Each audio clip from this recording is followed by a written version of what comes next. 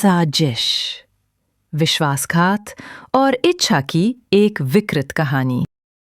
भाग 1। छोड़ मुझे, मैंने कहा छोड़ मुझे। वह उस भारी भरकम शरीर वाले व्यक्ति को दूर करने की पूरी कोशिश कर रही थी।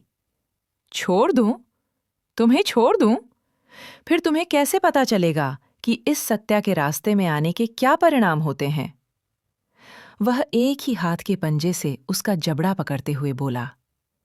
कमरे में गहरा अंधेरा था, इसलिए उसे उस आदमी का चेहरा दिखाई नहीं दे रहा था, लेकिन स्पर्श से वह बिल्कुल मोटे शरीर का है, बस इतना ही उसे पता चल रहा था।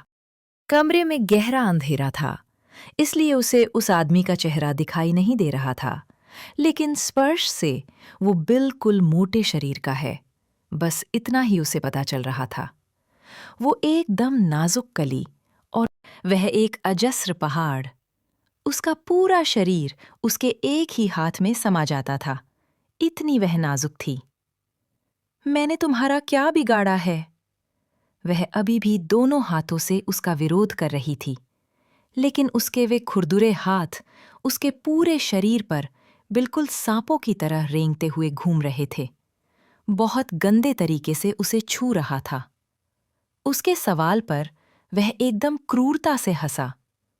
उसकी हंसी की आवाज इतनी जोरदार थी कि उस आवाज से उसकी आत्मा भी कांप उठी। प्लीज ऐसा मत करो, मुझे नहीं पता मैंने तुम्हारा क्या बिगाड़ा है, लेकिन अगर मुझसे कोई गलती हुई है तो मुझे माफ कर दो। मैं हाथ जोड़कर तुम्हारी माफी मांगती हूँ। प्लीज मुझे छोड़ दो। मैं बहुत साधारण लड़की हूँ, मेरे पास मेरी पवित्रता के अलावा और कुछ नहीं है। प्लीज मुझे छोड़ दो, प्लीज। वो अब बिल्कुल रोने की कगार पर आ गई थी। इतनी देर तक उसके साथ हाथापाई करने वाली वो अब जोर जोर से रो रही थी, और यही तो उसे चाहिए था।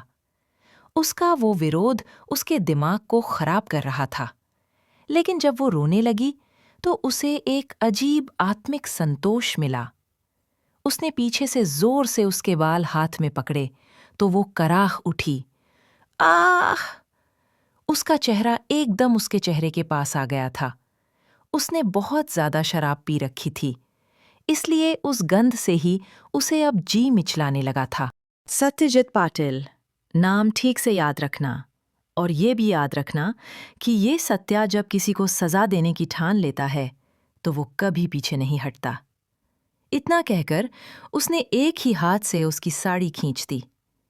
कितनी खुश थी वो सुबह, क्योंकि आज उसके कॉलेज में साड़ी डे था। कितने दिनों से वो इस दिन का इंतजार कर रही थी, क्योंकि उसे साड़ी पहनने का बहुत शौक था। माँ की पूरी अलमारी खाली करके उसमें से उसने एक सुंदर साड़ी अपने लिए चुनी थी। साड़ी पहनने के बाद किसी अप्सरा को भी शर्म आ जाए, इतनी वो सुंदर दिख रही थी। उसका वो मूर्तियों जैसा तराशा हुआ शरीर और भी उभर रहा था। घर से निकलते समय माँ ने उसकी नजर उतारी थी। पिताजी ने भी अनजाने में अपनी परी बड़ी हो गई, इसलिए माथे पर होठ टेके थे। छोटी राधा, ताई, तुम बहुत अच्छी दिखती हो, क्या तुम्हारी शादी कर दें? ऐसा कहकर उसे चिढ़ा रही थी। पूरा दिन कितना सुंदर बीता था उसका कॉलेज में। दोस्त सहेलियों के साथ हंसते खेलते उसका दिन गुजर गया था। बिना थके उसने सबके साथ फोटो खिंचवाए थे, लेकिन उस बेचारी को ये पता नहीं था कि जितने आनंद में उसका दिन गुजरा था, उतने ही दुख और कष्ट में उसकी रात गुजरने वाली थी।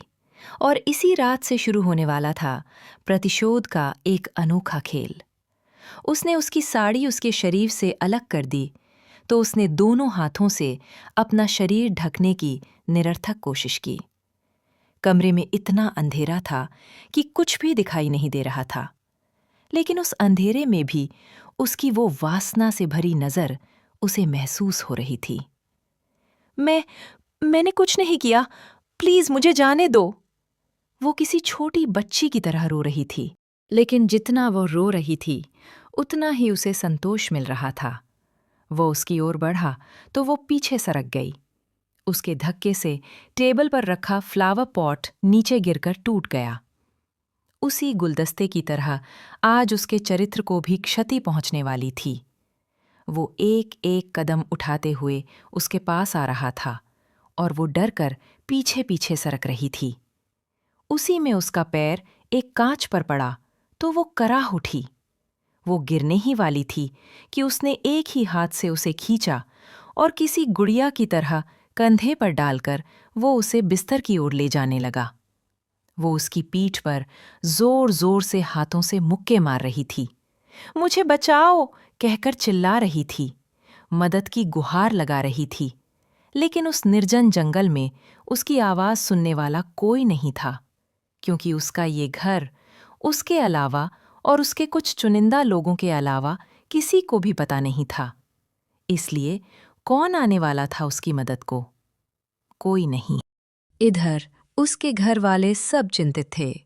अभी भी लड़की घर क्यों नहीं आई, इसलिए परेशान थे। उसकी सभी दोस्त सहेलियों को फोन किए जा चुके थे। सब ने बताया था कि वह समय पर कॉलेज से निकल गई थी, लेकिन फिर वह घर न पहुंचकर कहाँ चली गई? ऐसा सवाल घर वालों को सता रहा था। उसकी माँ तो अब रोने लगी थी।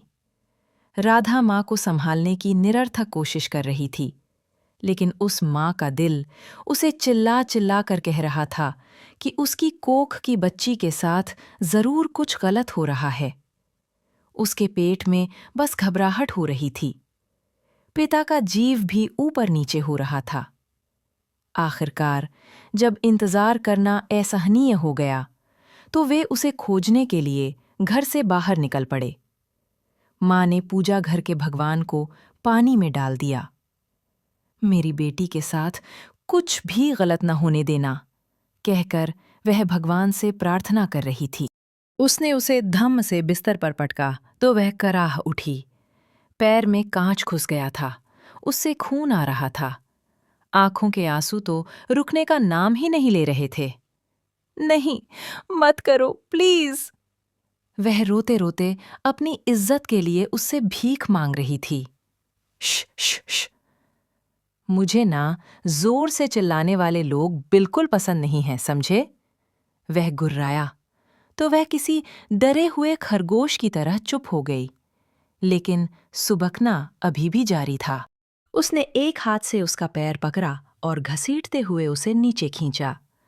उसने सूपे जितने बड़े पंजे से उसका गला पकड़ा और उसके पास झुककर उसके कान में बोला, एक बात याद रखना, जो मेरे रास्ते में आता है उसे बाहर कैसे फेंकना है ये मुझे अच्छी तरह पता है। इतना कहकर उसने उसके होंठ झट से अपने होठों में ले लिए तो उसने हाथ पैर पटकना शुरू कर दिया। बहुत देर तक वो उसके होठों पर टूट पड़ा था। धीरे धीरे उसकी सांसें कम हो रही थीं, लेकिन उसे उसकी कोई परवाह नहीं थी। होठों को छोड़ने के बाद वो एक तरफ हटा। उस अंधेरे में भी उसका वो सुडौल शरीर जैसे उसकी नजरों में भर रहा था। उसने अपने शरीर पर से शर्ट को अक्षरशः फाड़ कर फेंक दिया और उस पर आ गया। आ आ आ आ। कुछ ही देर में उसकी चीखने की आवाज आई तो घर के बाहर पहरे पर खड़े दोनों ने झट से अपनी आंखें बंद कर ली।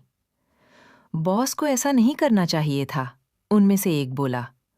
हाँ ना, बड़ी मैडम को पता चला तो बहुत बड़ा महाभारत होगा।